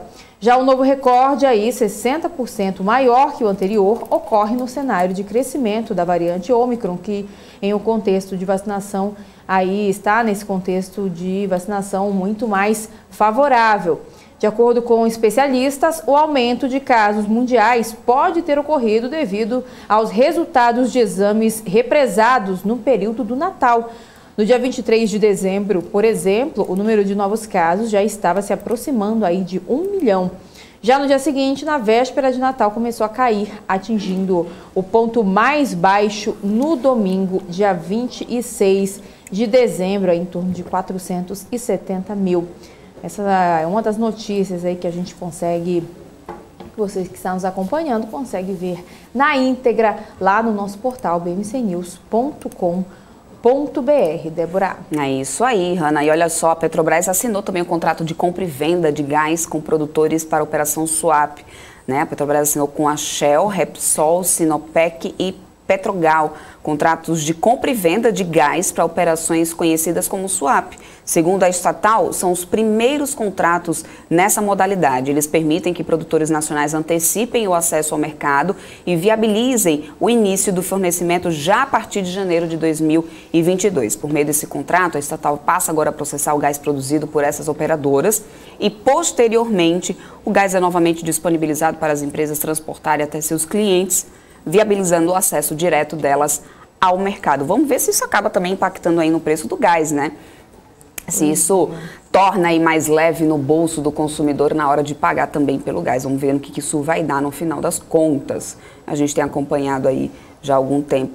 Fortes chuvas na região do Nordeste, gente, está chegando ao Sudeste nessa virada de ano. E é bom ficar de olho, porque a gente sabe que com essas chuvas aí, por um lado é muito bom, é positivo, né, Hanna? Porque a gente tem toda aquela questão lá da crise hídrica, que isso estava já no radar, apesar de que isso tem mudado um pouquinho o cenário, sem deixar de preocupar tanto assim. Mas, em compensação, por outro lado, a gente sabe que tem, por exemplo, como a gente vê no sul da Bahia, tudo que está acontecendo, é importante deixar isso no radar e ficar atento. Em compensação, águas são bem-vindas para que as represas, né, não voltem a amargar aí, ficar a menos da metade do que a gente vinha vendo do volume de água, né? É isso, Hanna, eu estava aqui acompanhando as últimas notícias. Vamos atualizar um pouquinho como que está o mercado lá fora? Vamos lá, nos Débora. Estados Unidos. A gente tem Dow Jones em alta ainda, mas como que estão os outros índices lá de fora, Hanna? Deixa eu só atualizar aqui para a gente trazer bem bonitinho para quem está nos acompanhando. Vamos lá. Dow Jones está agora subindo, né, 0,35%, como você falou, e S&P 500 está agora caindo 0,04%.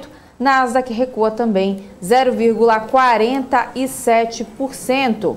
E, Débora, vamos só relembrar aí, né, para quem está nos acompanhando durante toda a nossa programação, como é que fecharam as bolsas lá na Ásia. Hang Seng fechou numa alta de 0,24%, Xangai 0,39% de alta também, Nikkei uma alta de 1,37%. Já em relação a algumas bolsas lá na Europa, a DAX na Alemanha, fechou o pregão de hoje com uma alta de 0,81%, CAC na França 0,53% de alta também, e o índice Eurostoxx seguiu aí o embalo e fechou o pregão cotar com alta de 0,56%. Vamos dar uma olhada aqui no dólar para a gente ver como é que está a moeda dólar à vista, que já fechou, né, Hanna? Pois é, o dólar aí que fechou numa alta de 0,22% aí a R$ 5,63. E o petróleo Brent e o petróleo WTI tá aqui numa ligeira alta, né? A gente viu ontem no finalzinho durante o Top News, na verdade, a gente estava no BMC Stock, são tantos programas aqui que a gente começa a ficar confuso aqui. No estoque já estava aí o Brent subindo mais de 3%. E aí a gente vê então que agora o petróleo Brent sobe 0,64%, comercializado a $78 o barril, e o petróleo WTI, uma alta de 0,54%, vendido a $75, Débora. Hanna, olha só, estava dando uma olhada aqui, o endividamento das famílias aqui, que está batendo recorde. foi o que divulgou o Banco Central hoje bem mais cedo, tá? O endividamento das famílias e o comprometimento de renda dos brasileiros estão subindo e bateram recorde, segundo os dados que foram divulgados hoje pelo Banco Central. Em setembro, o dado mais recente, né, o saldo das dívidas das famílias correspondeu a quase 50% da renda acumulada em 12 meses. A alta foi de 0,7 ponto percentual no mês, né, e de 5,5 ponto percentual no ano. O valor médio gasto pelos brasileiros para poder pagar o serviço de dívidas foi de 26,2%, uma elevação de 0,5 ponto percentual no mês e de 1,7 ponto percentual no ano. Os dois indicadores são os mais altos da série histórica iniciada em 2005, ou seja, as pessoas estão mais endividadas.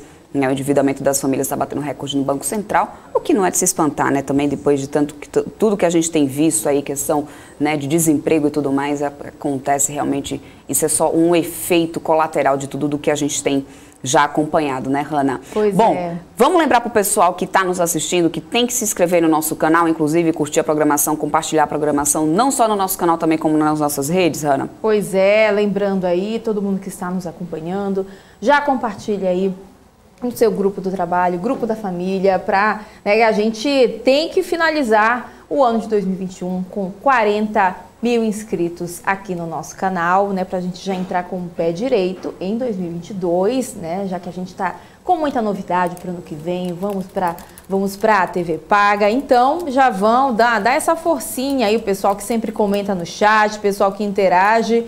Dá essa moral aí para essas apresentadoras que estão aqui firmes e fortes desde o quê, Débora? Desde as Quem que 9, tá lá no nosso... 8 Você tá vendo da quem tá manhã. no chat? Eu falei que ele ia estar aqui. Cadê ele? Eu falei que ele ia estar aqui. Seu Olha Rafa só, Lara. o Rafa tá pedindo tá aqui. aí, amo esse Ô, programa. diretor, por gentileza, favor, mandar lá comunicado para ele que tá, né, Cancela a cancelado folga. aí, então. Cancela. A folga Troca do senhor comigo, Rafael, Rafa. porque afinal de Dá contas tua ele tá folga. aqui o tempo inteiro. Então vem para cá, né, apresentar junto com a gente Pois aqui é, olha aí, a vem pra programação, Rafa. Por que você tá do lado daí? Vem pro lado de cá também. As pessoas Sabia. gostam de você Tava aqui muito conosco. quieto, Débora. Tava muito, tipo, estranho o Rafa não ter comentado nada. Eu sabia. Anotou aí a dica, hein, Rafa? Vivara? Pois Anota é. Hashtag anota a isso, dica, sua pontuando parceira aí, aqui. a Vivara. Pois é.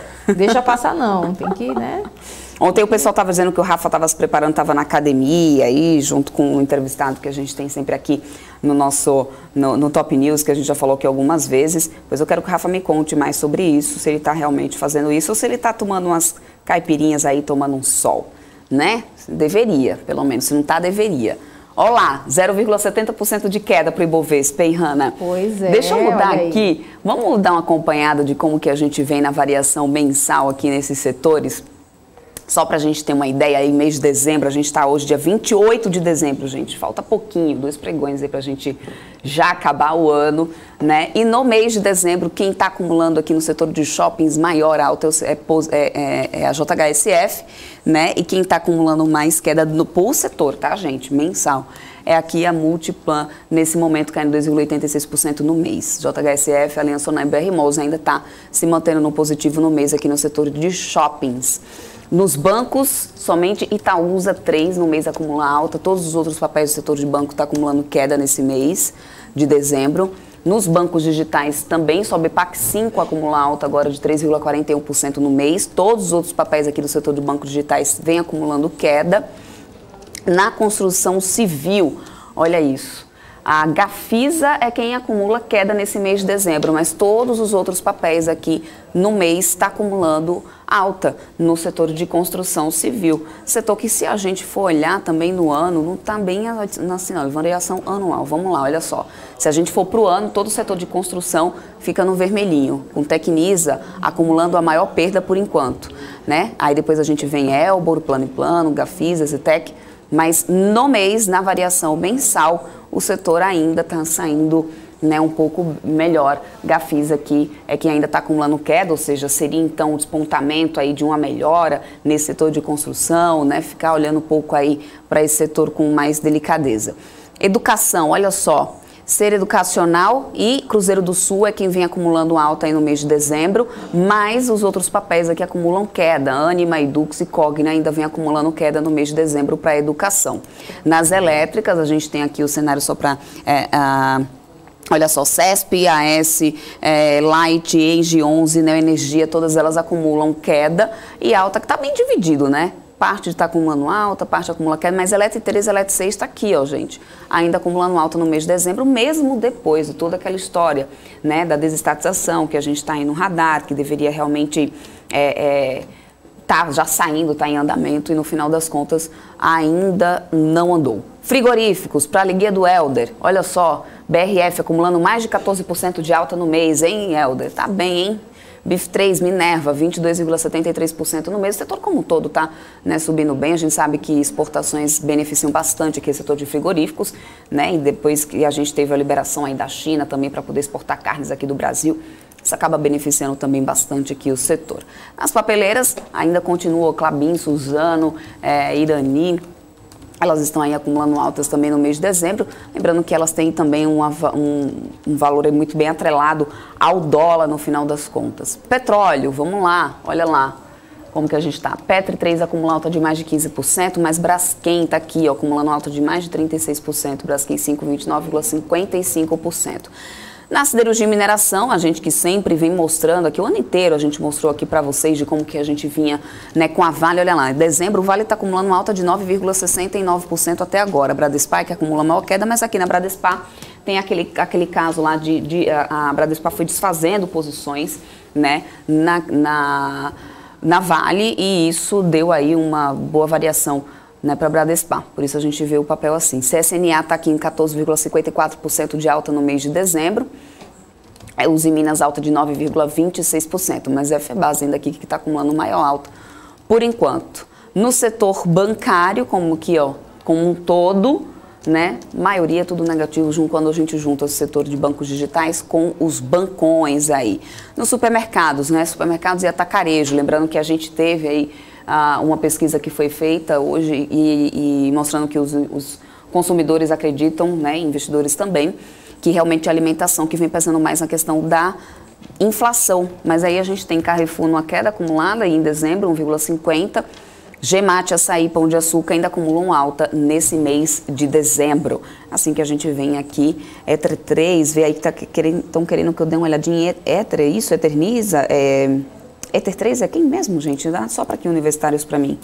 Ether 3. Eternity, eu acho. Eu vou dar uma olhadinha aqui, eu acho que eu não estou com a lista pronta com Eternity aqui para você, exatamente isso. Mas eu vou dar uma olhada, Eternity, exatamente isso. Acho que ele não está aqui nas minhas listinhas. Eu vou ver isso então para poder trazer para você. Quem está me pedindo aqui agora é o Kleber. Então vamos lá, vamos abrir o gráfico aqui de Eternity então para poder a gente dar uma olhada. Nosso telão aqui já fica mais fácil, a gente faz assim, ó. Vamos lá. Olha aí, ó, Eternity. Tá? O papel tá subindo agora, 3,49%. E ontem, inclusive, olha isso aqui, esse candlezinho aqui de ontem, o papel subiu 10% ontem, 10,4%. Ontem abriu em 18,69, foi uma máxima de 20,82, fechou a 20,65 e hoje continua aqui em alta, em quarto dia consecutivo de alta para o papel, que está aqui hoje aqui nesse momento a 21,36, subindo mais de quase 3,5%, abrimos a 20,67 com a Eternity, né? E aí a gente está nessa variação aí da casa dos R$20. Coisa que tinha sido vista aqui no papel, ainda aqui só no mês de agosto, ou seja, tá aí o papel parece que vem recuperando o valor, né, pelo menos voltando aos patamares que a gente via em agosto aqui para a Eternity. É isso. Um abraço para São Lourenço. É isso, Taz? Taz está pedindo aqui um abraço para São Lourenço. O que aconteceu com o Pão de Açúcar? O Daniel está perguntando. Pão de Açúcar, vamos lá, vou dar uma olhadinha aqui para poder trazer para vocês o que está acontecendo com o Pão de Açúcar. E, Hanna, tem notícias aí pra gente? Deixa eu só falar rapidinho aqui uma notícia, Débora, do setor de viagens corporativas, né? Setor de viagens, falando de viagens corporativas que começaram a ganhar força. O faturamento do segmento em novembro atingiu pouco mais de 670 milhões de reais, praticamente 70% do obtido em 2019, período pré-pandemia, de 967 milhões de reais. Né, a gente vê que esses dados aí foram divulgados pela Associação Brasileira de Agências de Viagens Corporativas, a Abracorp. Em relação a outubro deste ano, a receita teve um crescimento de 23%, já contra novembro do ano passado, o salto foi de 135%. A recuperação desse mercado, né, segue acompanhado aí de perto pela cadeia turística, né? Apesar da gente ver aí, né, o surgimento de novas variantes, mesmo assim. E a gente viu também, né, muitas pessoas trabalhando aí hibridamente, trabalhando home office, e aí a gente vê que tá voltando, né, as empresas estão voltando aí a trabalhar em escritórios, em pontos físicos, e aí a gente vê que também o setor de turismo foi o que impulsionou também bastante isso. Hotéis em grandes cidades e companhias aéreas também têm parte significativa das suas margens atreladas ao segmento corporativo. Débora. É isso aí, o Rui das Neves está dizendo que morreu de rir aqui com a gente, pedindo para cancelar a folga do Rafa. Eu falei nisso aí, o que aconteceu? Ele até sumiu aqui do chat, hein, Rui das Neves? Você percebeu, né? Ele até correu antes que cancelem mesmo. Aqui é o Rafa até dele. Sumiu do chat, até percebeu? Sumiu. Nem deu as caras mais aqui. É isso, mas vamos lá. Vamos bater um papo agora com Caio Ventura, que é analista de real estate da Guide Investimentos. Boa tarde, Caio, que já está aqui com a gente. Boa tarde, Ana. Boa noite. Boa tarde, Débora. Tudo bem? Um prazer estar aqui de novo com vocês. Tudo ótimo. Vamos lá, vamos bater um papo e falar. É bom, esse ano já está acabando, não tem jeito, né? A gente quer olhar para os principais desafios, né? Quais foram as grandes lições que ficaram aqui para os investidores, né? Principalmente os que gostam de FIIs, considerando esse ano de 2021. O que você acha que a gente pode deixar realmente de lição para levar aí para 2022?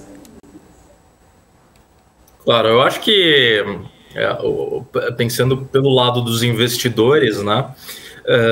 A maior lição que ficou do ano de 2021, também 2020, né, pegando o gancho da pandemia desde o início, é a diversificação de carteira, né?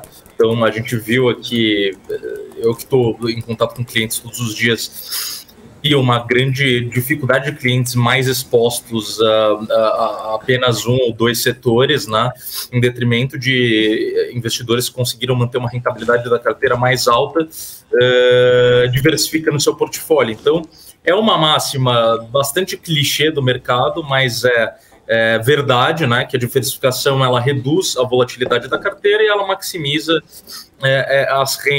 o ganho, né, olhando no longo prazo. Então foi esse cenário que a gente viu esse ano, 2020 igualmente, né, com destaque para alguns setores positivamente e negativamente, mas olhando para os investidores especificamente, essa é a lição que dá para tirar, né? Agora falando das gestões, eu acho que 2021 foi um ano marcado por um avanço, né, uma discussão grande, um avanço na discussão sobre transparência quanto às gestões, né? Então as gestões foram muito cobradas de uma transparência maior. Eu acho que tem feito ajustes, né, nesse meio do percurso e conseguido eventualmente se alinhar mais com os interesses dos investidores, o que no final do dia, né, é o que mais conta.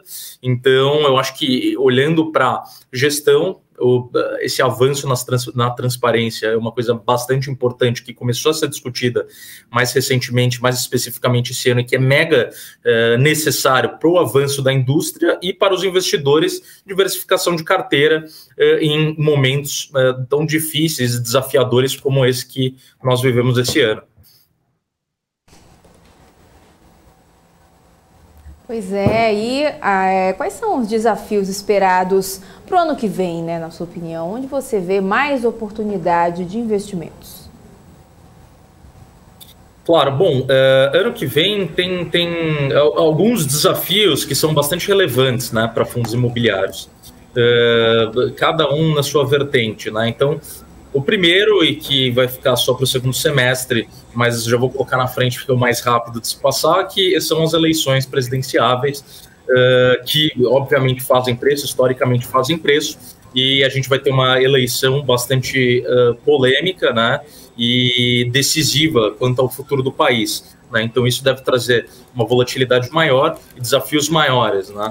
O segundo ponto é o cenário fiscal, né? O cenário fiscal tem sido o ponto de preocupação desde o impeachment da Dilma, e nós viemos, né, de algumas sinalizações bastante negativas do governo federal quanto ao cenário fiscal, acarretando em uma desconfiança do mercado, né, não só puramente no sentido de confiança macro, mas também refletida nos preços, né? Então, quando a gente olha a performance de curva de juros de longo prazo esse ano, teve uma alta bastante expressiva, né? Até na taxa de juros corrente, em decorrência de algumas dificuldades que, dentro ou fora do governo, foram geridas de uma forma bastante turbulenta também, né? Então, isso acarretou alguns problemas que a gente viu, e eu acho que para 2022,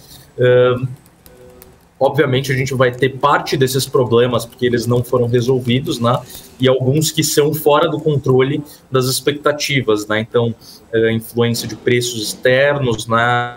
Taxa de juros lá fora, algumas coisas que podem fazer preço mais para a renda variável de uma forma geral, né? E o terceiro ponto seria mais micro do setor especificamente, em que eu vejo os fundos de recebíveis imobiliários muito bem posicionados para um ano de desafios, de grandes desafios, né, de alta volatilidade. Eu vejo fundos de tijolos muito baratos, muito descontados em relação aos seus níveis históricos, em até relação a preços praticados no mercado imobiliário.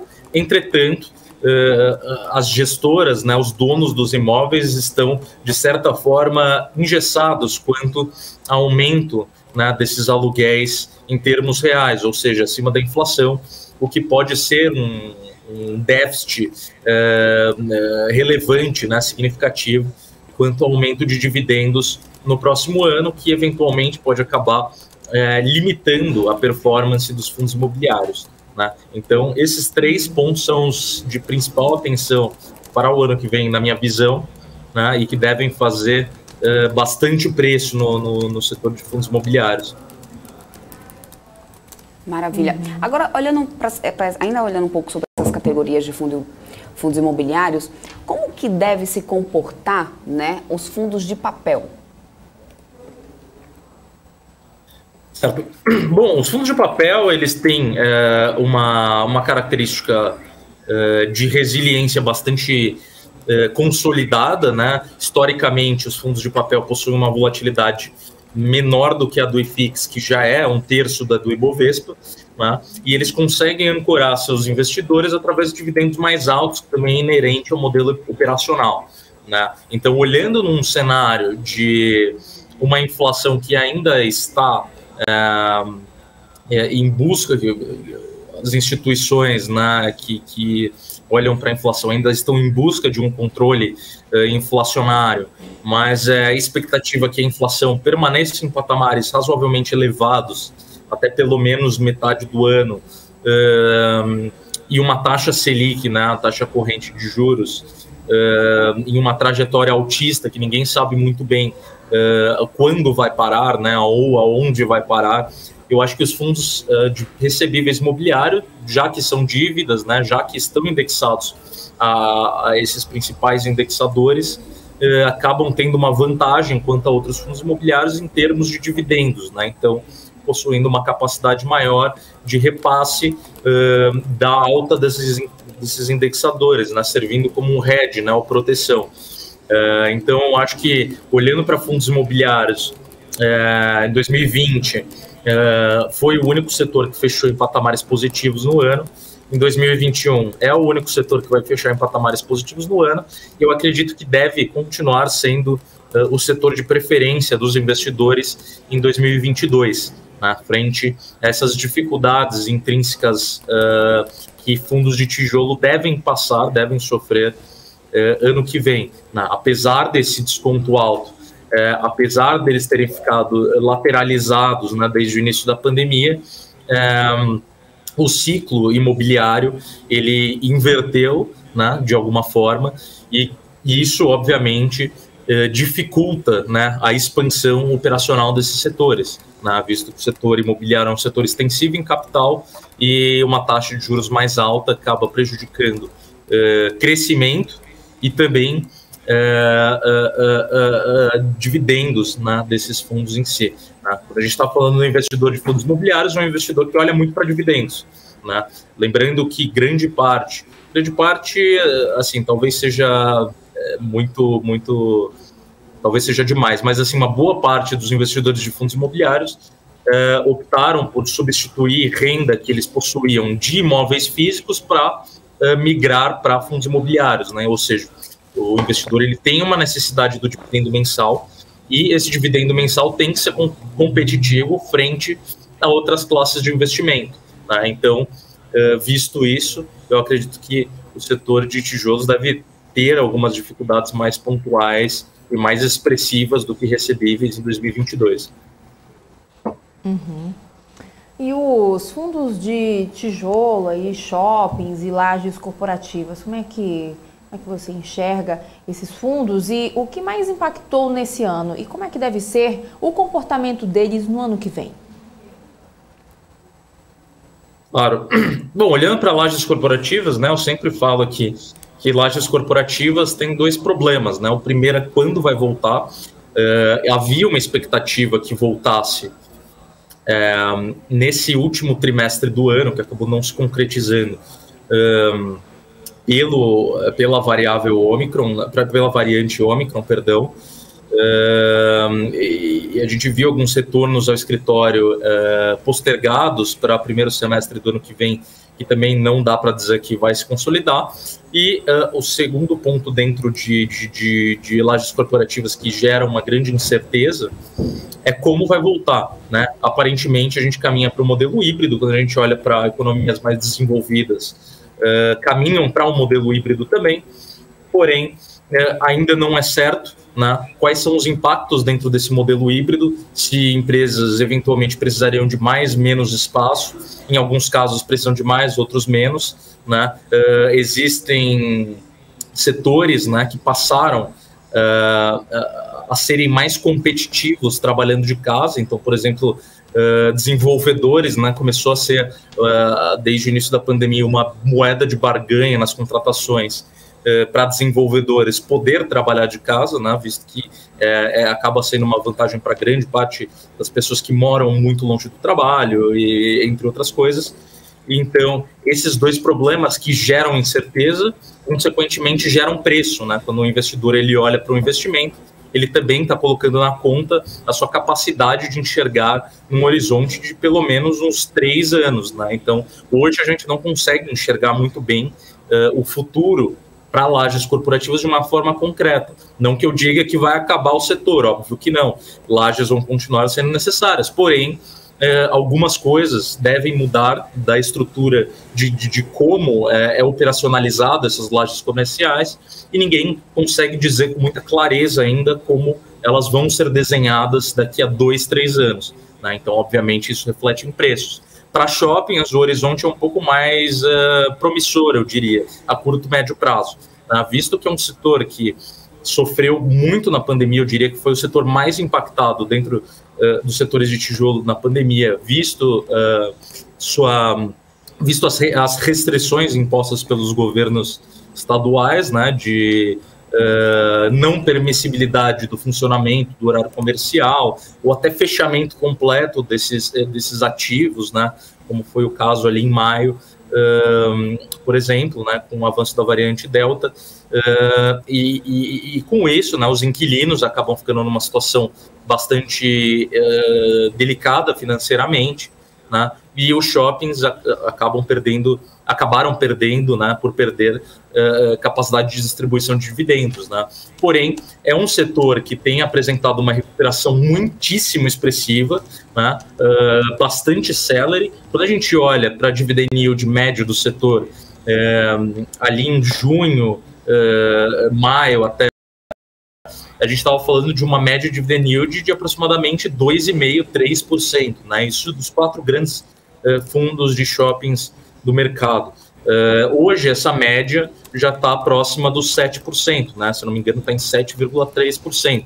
Ou seja, em questão de um semestre, os fundos conseguiram ganhar aí uns 430 bips de dividend yield que haviam perdido, né, dado essa impossibilidade de funcionamento e outros impactos, né, das medidas de distanciamento social. Então, quando eu olho para shoppings hoje, que é o segundo setor mais descontado dentre os fundos imobiliários, eu acho que tem um potencial a curto e médio prazo para correr atrás dessas perdas e apresentar um ganho de capital, mesmo que razoável, no horizonte aí de um ano, né? Então, eu diria que dentre os setores de tijolos, eu gosto muito de shoppings.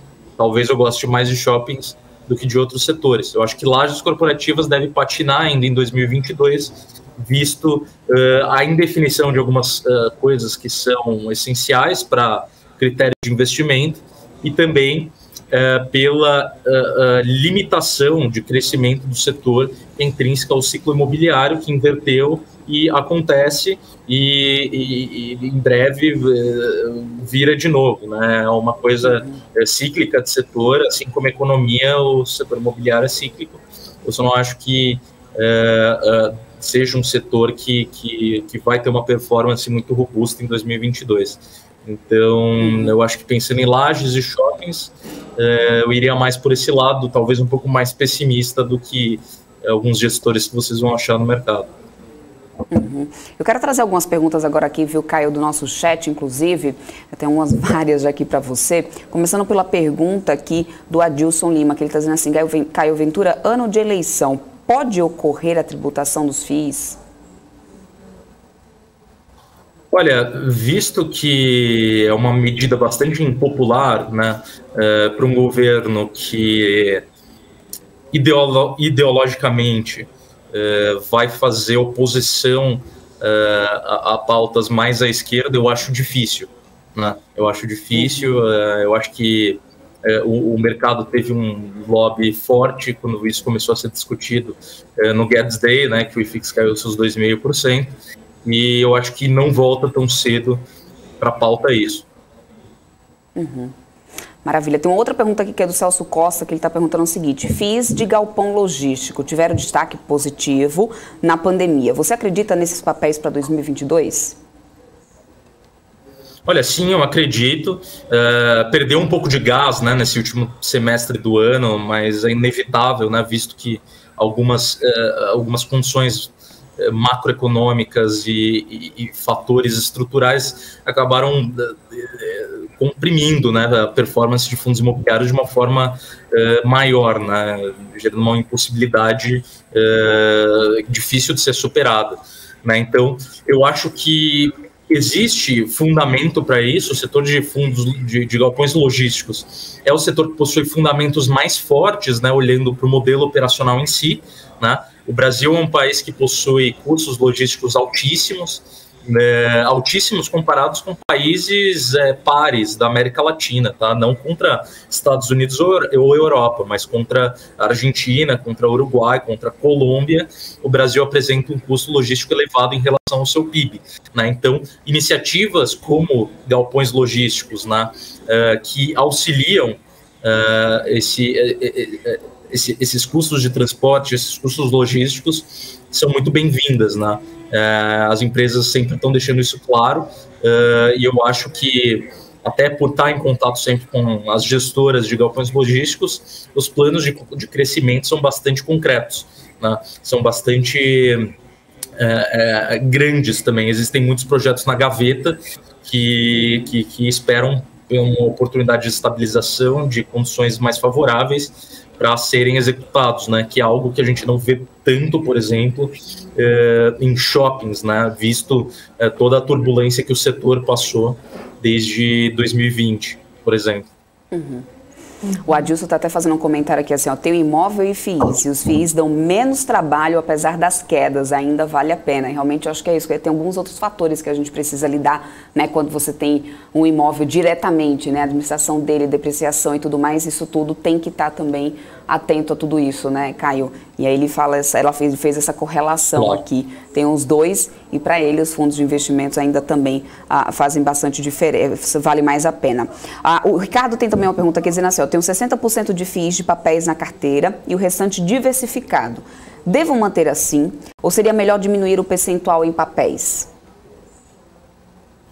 Bom, Ricardo, eu acho que é uma excelente carteira, né? Até pensando em alocação de portfólio, né, interna da Guide, eu recomendo aos assessores que sigam um percentual entre 60% a 70% de FIIs de papel na carteira desde o começo do ano. Né? A gente está fechando agora o ano com FIIs de papel sendo o setor de maior performance, né? Então o call está certo. Para 2022, eu acho que mantém pela capacidade de distribuição de dividendos que vai ficar mais pesada com uma Selic mais alta, né? Então esses fundos de papéis vão continuar sendo atrativos e, ao mesmo tempo, essa exposição de 30% em fundos de tijolo dá uma possibilidade a longo prazo de ganho de capital elevada para você, né? Então, se você pensa em uma carteira de longo prazo, realmente, eu acho que é interessante manter esses 30%, 40% em fundos de tijolos, né? Para pegar essa retomada ali na frente. Mas não que eu acho que vá acontecer de uma forma muito robusta ano que vem. Aí uma dúvida, uma pergunta de quem, por exemplo, a pessoa que está começando a investir agora, né, que está começando em 2022, vou começar a fazer investimentos, quero investir em fundos, quero investir em FIIs. Qual seria, assim, o papel interessante para esse investidor que está começando, na sua opinião, assim, e qual optar primeiro, assim, esse aqui eu tenho que ter realmente, começar por esse caminho para quem está querendo começar a investir em FIIs? Olha, eu acho que estudo é a maneira mais fácil de você não ser levado a conclusões que muitas vezes são viesadas, né?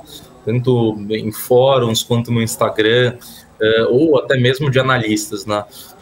Eu acho que o ideal, né, é abrir o relatório gerencial de pelo menos um fundo de cada setor, né? Então pegar um fundo de shoppings, um fundo de galpões, um fundo de lajes, um fundo de recebíveis, estudá-los a fundo, né, entender de onde vem o dinheiro, como funciona, como o dividendo chega na sua conta no final do mês, né, as dificuldades que os fundos apresentam, né, se tem vacância, se não tem vacância, onde são os ativos, se a localização é boa, se faz sentido.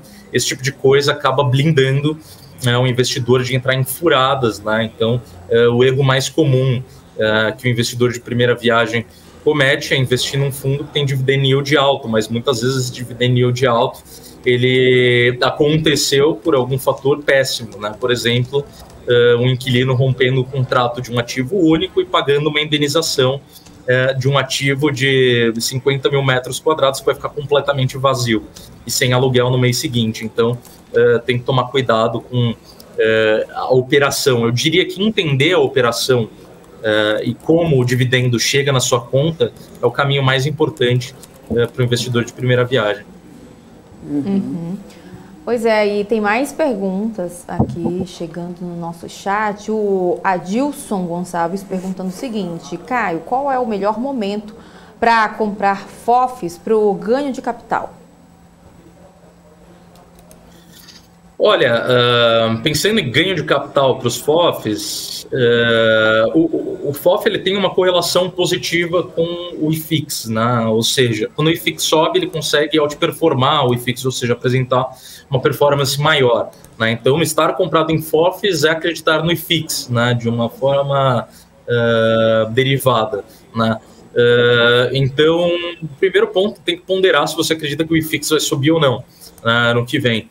Eu acredito que tem um potencial para subida, mas é de certa forma limitado até por conta de todo esse ciclo imobiliário, essas características do ciclo imobiliário que eu comentei aqui anteriormente, né? Eu acho que FOFs se tornam muito atrativos a partir de agora por outro motivo, né? Por estarem negociando, por exemplo, a 20%, 30% abaixo do valor patrimonial e distribuindo perto de 1%. Lembrando que o dividend yield que os FOFs divulgam, ele é baseado em uma cota específica, seja a cota da última emissão, seja a cota inicial da oferta, seja a cota patrimonial do fundo, o valor, né? Porém, quando o fundo paga X centavos por mês, o seu dividend yield tem que ser calculado sobre o valor no qual você pagou pelo fundo, né? Isso é chamado de yield on cost, né? Então, quando a gente olha esse yield on cost dos fundos hoje, eles apresentam um dos maiores retornos da indústria, né? Visto que eles estão mega descontados e distribuindo perto de 1% ao mês. Então, às vezes, acaba sendo mais interessante eu adquirir um FOF com 30% de desconto que está pagando 1% ao mês, do que eu adquirir um fundo de papel que está negociando em valor patrimonial, distribuindo 0,9% ou 1% ao mês que seja, né? Uhum. Tem mais perguntas aqui no chat, agora do Emerson Duarte, que ele está perguntando o seguinte: Caio, você vê algum norte para os FIIs do segmento hoteleiro? Certo. Bom, o segmento hoteleiro, ele historicamente, ele é bastante atrelado com o PIB, ele tem uma correlação alta com o crescimento de PIB, né? Olhando exclusivamente por essa ótica, eu não ficaria tão otimista, né? Visto a gente deve ter uma recuperação esse ano, né? Visto a base fraca do ano passado, porém não é uma recuperação pungente, é uma recuperação baixa comparado a países da América Latina e baixa comparado até com países desenvolvidos, né, que em teoria apresentam um crescimento menor anual do que os emergentes, né? Olhando para o ano que vem, o cenário fica ainda mais complicado, visto que a gente passou a ter projeções de queda para o PIB, né, contra um crescimento em maior parte dos países, o que também é bastante negativo, tanto para a gente quanto para o setor hoteleiro, né? Então, eu diria que, visto essa correlação alta com o PIB, é um ponto negativo. Agora, um ponto positivo que há de ser ponderado é que com viagens internacionais se tornando mais difíceis, como aconteceu desde o início da pandemia, viagens internas se tornaram maiores, né? Eu não tenho os números de cabeça aqui, mas eu já li algumas coisas sobre, e isso é fato. Então, isso é um gás a mais para o setor, né, que já apresenta alguns sinais de recuperação, mas nada muito expressivo também, né? O que é notado no setor de hotelaria é que pelo menos estabilizou do apocalipse que foi o ano passado, mas a gente não está falando de crescimento ainda, a gente não está falando de competitividade frente a outros setores de tijolos. Uhum. Maravilha. Tem mais uma pergunta aqui, agora do Rafael de Lima, dizendo: como monitorar os FIIs de papel junto com o aumento de juros e possíveis inadimplências? Olha, com monitorar eu entendo custo de oportunidade, né? Então eu iria mais por esse lado, né? De prêmio de risco, relação um contra o outro, né? Quando a gente olha, acho que o principal indicador para você olhar isso é quanto que as Bs futuras, né, as NTNBs, que são os títulos de renda fixa futuro, estão entregando, né, num horizonte de longo prazo, obviamente, pelo menos 5 anos, em relação a dividend yield que os fundos estão dispostos a te entregar a curto prazo, a curto médio prazo. Então, iria mais por esse lado. Hoje, quando a gente olha, o spread contra o IFIX é bastante grande. Ele está em aproximadamente 380 bips, né? O que é um patamar elevado, visto que o histórico ali é mais ou menos 250, 300 bips. Então, apresenta um prêmio de risco hoje alto, né? Obviamente, o cenário vai ficar um pouco mais complicado com uma Selic subindo ano que vem, né? E há de se ponderar isso também. Os fundos de recebíveis, por terem essa capacidade maior, acredito eu que terão uma capacidade de ancoragem desses investidores mais forte também, dado que esse prêmio de risco em relação aos títulos de renda fixa são menores do que um fundo de tijolo, por exemplo. Uhum. Maravilha. Bom, olhando agora para o final já do ano que vem, né, o que você deixaria aí de dica para o pessoal que gosta de fazer investimentos em fundos de investimentos, né, que está começando aí, que quer começar a alocar nesse setor? Quais recomendações você deixaria para o pessoal? E claro, levando o que a gente trouxe aí de aprendizado desse ano de 2021, eu acho que é um momento muito mais até da gente fazer uma reflexão, juntar uma retrospectiva mais expectativa, né? Então deixo aqui o espaço para suas considerações, viu, Caio? E claro, o agradecimento aí pela tua participação aqui conosco. Já deixa aí então o que o investidor que gosta de FII deve deixar no radar para 2022. Claro, perfeito. Bom, então eu vou voltar no que eu disse no começo sobre a diversificação de portfólio, né? Quando a gente olha desde 2020, as carteiras com maior diversificação e maior exposição a fundos de recebíveis foram as que performaram melhores, né? Que tiveram maior resiliência. Eu diria para o investidor ponderar o cenário macro e não tentar ir por caminhos muito arriscados, diria que arriscados, tentando antecipar alguma coisa que o mercado não está vendo a qualquer custo, né? 2022 é um ano de eleições presidenciáveis, que historicamente é um período, de volatilidade elevada, né? E qualquer gestor em momento de volatilidade elevada vai tender a uma carteira defensiva, né? Então, meu apelo aqui é para que os investidores prezem isso e ponderem esse risco, né? E todas as condições desafiadoras que 2022 vai impor para a renda variável, e que formem carteiras considerando isso e desatrelando um pouco de ganhos a curto prazo, né? Então, o ganho de capital deve vir, ele só talvez demore um pouco mais do que um horizonte de 6 meses, por exemplo, né? Não invista em nada com um horizonte de 6 meses. Eu prefiro, pelo menos, essa filosofia de longo prazo. Então, eu diria que 2022 pede essa diligência maior com ativos, esse estudo mais detalhado sobre os portfólios, sobre os possíveis riscos, sobre como os fundos vão se comportar frente a esse cenário turbulento, né? E investimento em fundos que tenham uma capacidade de uma tese, né, de investimento sólida e que não se altere frente às mudanças que devem ocorrer aí em 2022. Maravilha, Caio. Eu quero muito agradecer a tua participação aqui conosco, já deixar o convite aí para próximas oportunidades, inclusive para 2022. A gente está aqui junto falando novamente, né, falando um pouco mais sobre FIIs, né, sobre esse setor, que sei que muita gente gosta também de fazer investimento sobre isso. Tiveram várias perguntas aqui do pessoal, agradeço muito a tua disponibilidade de estar aqui respondendo a todo mundo. Obrigada, viu? Até a próxima. Obrigado, prazer é meu. Até mais. E a gente continua por aqui, vamos lá, faltam menos de 4 minutinhos aí para poder fechar o Ibovespa. Eu quero só trazer uma última informação aqui para vocês, é que o Procon está firmando acordo, gente, com a Itapemirim para o reembolso dos consumidores, né? E tá com as companhias aéreas ITA, né, do grupo Itapemirim, assinou já esse termo de compromisso com o Procon aqui de São Paulo, no qual vai se comprometer a reembolsar integralmente os consumidores que registrarem reclamação no site do órgão por conta da suspensão dos voos da companhia.